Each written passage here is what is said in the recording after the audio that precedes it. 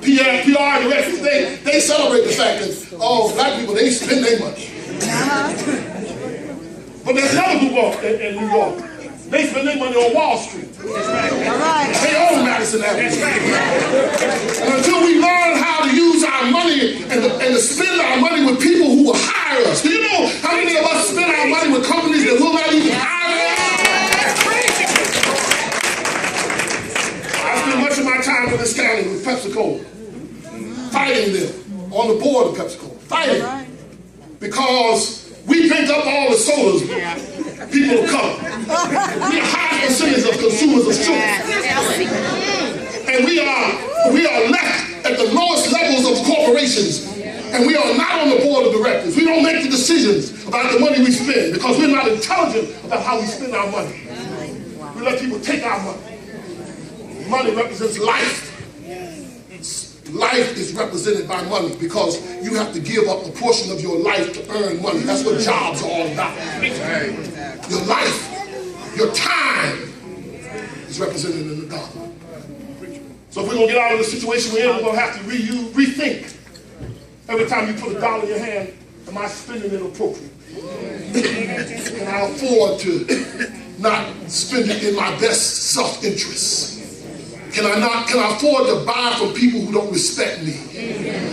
Can I afford to participate in a system that keeps me down, keeps me economically down? Finally, the third area towards the solution is education. The greatest weapon we have in our arsenal for racism is education. I hope we can get that across to our young people.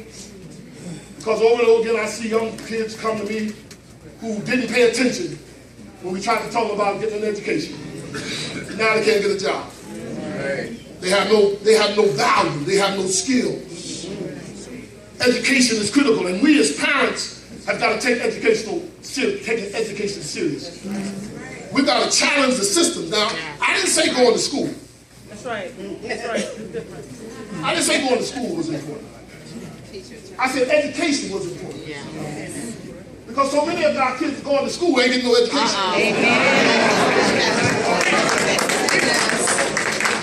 They getting attendance, but they're not getting education. The skills are not challenged. We got to go to school, get good attendance, graduate, can't read, can't write, can't articulate, can't pass the SAT, can't get into college. Going to school. And in some cases, the school further reinforces poor self-esteem. Because the curriculum is a curriculum that does not make people feel good about themselves. It reinforces lower self-esteem. We got school systems, not in Yonkers, but places, school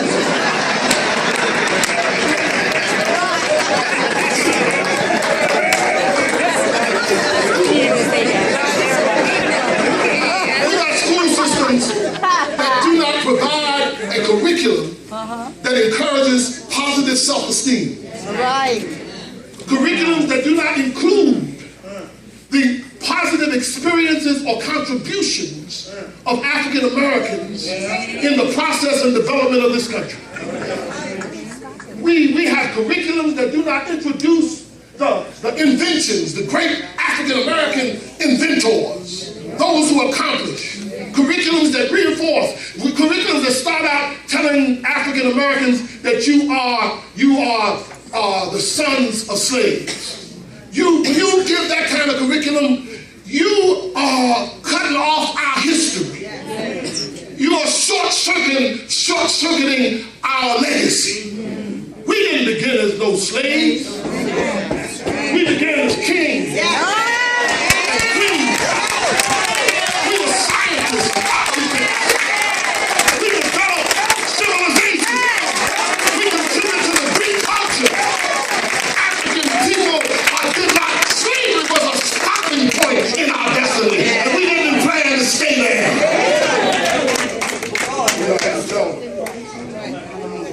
We as parents have got to take seriously. We're responsible. We got children. We got to make sure they get their education. One of the realities of this slave syndrome is the fact that somebody said, well, if you're black, you got to work twice as hard as if you're white. Well, since you know that, let's get on with it.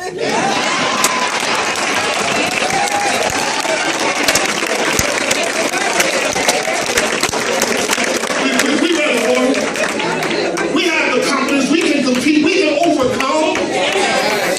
We got to tell our children, we got to follow our children into the classroom. How dare you turn your children over to a teacher and give them full reign of your child's life? You must go and follow that teacher. You must go in that classroom. You must let that teacher know that I'm at home, that I'm watching you, how you deal with my child.